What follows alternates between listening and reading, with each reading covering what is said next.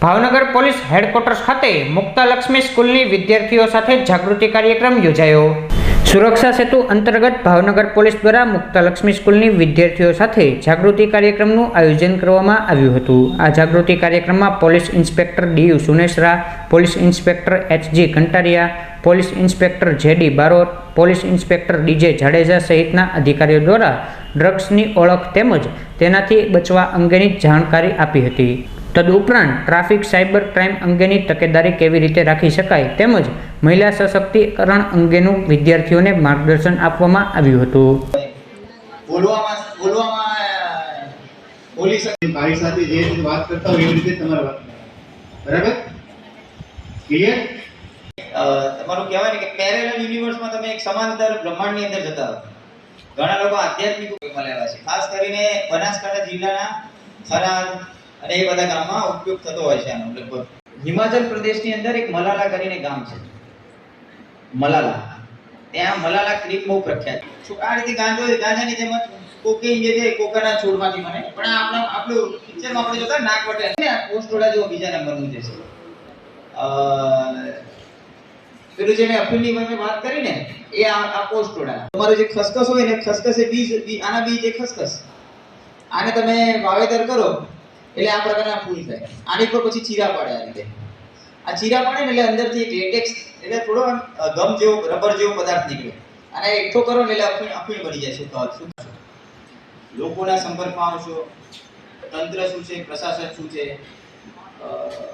જે કહેવાય ને કે જિંદગીની જે વ્યાખ્યા છે એ 12મા પછી શરૂ થતી હોય। 12મા સુધી તમે તમારા વાલીના લાડ નીચે અને ગેમ્સ રમી, આ બધા ગેરફાયદાઓ છે। નેક્સ્ટ, તો સાયબર ક્રાઇમ એટલે શું?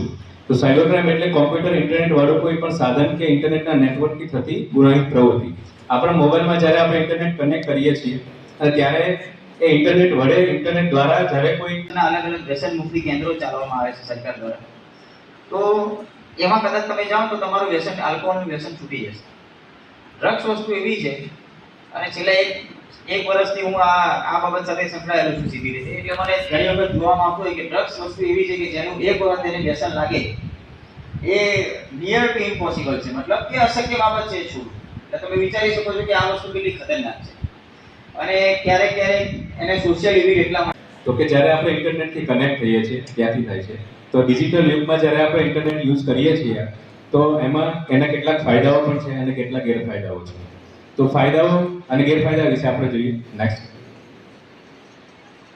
જેમ કે આપણે ઝડપી કોમ્યુનિકેશન થઈ રહ્યું છે, મનોરંજન છે, ઓનલાઈન શિક્ષણ થઈ રહ્યું છે, નાણાકીય વ્યવહાર સ્પીડી થઈ રહ્યો છે, તો આ એમના ફાયદા છે। નેક્સ્ટ, ગમે તે મોડર્ન પૈસાવાળો બિલિયનર હોય, એની બેઝિક તો કોઈ પણ વ્યક્તિની 3 જ જરૂરિયાત હોય છે: રોટી, કપડાં और મકાન। પણ મને આજના સમયમાં એવું લાગે છે જેમ જેમ શહેરીકરણ ધીરે ધીરે વધતું જાય છે, અર્બનાઇઝેશન વધતું જાય છે, એમ રોટી, કપડાં, મકાનની સાથે સારા રોડ અને રસ્તા। પણ સારા રોડ રસ્તા તો તમે બનાવી દો છો, સરકાર તમને બનાવી આપે છે, પણ તમે રોડ અને રસ્તા પર ચાલવા માટેની કે રોડ કે રસ્તા ઉપર તમે વાહન ચલાવવાની તમારામાં એટિકેટ્સ ન હોય, આપણામાં સિવિક મેનર્સ ન હોય, જેને ઇંગ્લિશમાં કહીએ તો રોડ ધીરે ધીરે અવેરનેસના કાર્યક્રમો કરવાનો આ જે મુખ્ય હેતુ આ છે। મારે જ એના ઉપર પ્રેઝન્ટેશન આપવાનું છે, જે એનડીપીએસ। ઉડતા પંજાબ મૂવી કોણે જોયું છે? સાહિબ તો કોઈ વાત કરી દઈએ, પણ ધીરે ધીરે મહિલાઓમાં પણ સિગરેટ પીવાનું વ્યસન વધતું જાય છે। અમે ક્યાંક ભાવનગરમાં મને ક્યાંક જોવા મળી જાય છે કે છોકરીઓ પાનના ગલે સિગરેટ પીવે છે। એટલે આમાં નવાઈ પ્રમાણે જે કોઈ વસ્તુ નથી છે। હવે ધીરે ધીરે જેમ જેમ આપણે નવીનીકરણને થોડું, દુનિયા પણ તમારા સંપર્કમાં છે, એટલે તમે મોબાઈલના માધ્યમથી તમે શું કન્ટેન્ટ તમારા સુધી આવે છે અથવા તો તમે શું કન્ટેન્ટ તમે એક્સેસ કરો છો, એ બધું જ તમારી નજીકનું ભવિષ્ય પણ છે, અને તમારું વ્યક્તિત્વ છે, તમારું બિહેવિયર છે, કે બધા જ પ્રકારની તમારી જિંદગીના તમામ ક્ષણો પર ને તમામ જે છે એની પર અસર પૂરેપૂરી પાડી શકે છે, અને 100% વસ્તુ। બીજો વિષય છે ટ્રાફિકનો। મને એમ લાગે છે કે રોટી, કપડાં, મકાન જૂનું મૂવી હતું મનોજ કુમારનું, જોયું છે કોઈ? સાંભળ્યું છે નામ? આ લોકોએ ક્યાંથી કોણે હા પાડી? હવે એમ થાય છે કે આ ના પતી હોત તો સારું, કેમ કે જ્યારે તમે બહાર આવશો ત્યારે તમે સ્વતંત્ર તો બની જ જશો, પણ એ સ્વતંત્ર રીતે તમારી જવાબદારી પણ ઉઠાવવાની થશે અને એ જવાબદારી એનું ભારણ એટલું બધું જોરદાર હોય છે, એટલે ડરાવતો નથી તમને, પણ એકલા હાથે શરૂઆતનો પીરિયડ થોડો સ્ટ્રગલ વાળો હોય છે. અને મહિલાઓ તરીકે હંમેશાથી મહિલાને સબળા તરીકે પણ ઓળખવામાં આવે છે અને મહિલાને એટલા માટે જ કદાચ સબળા તરીકે ઓળખવામાં આવે છે અને એટલા માટે જ એની જવાબદારી વધુ હોય છે. એટલે એમ નથી કે છોકરાઓની નથી હોતી, છોકરાઓની પણ એટલી જ હોય છે, પણ મહિલાઓની વધારે હોય છે. હવે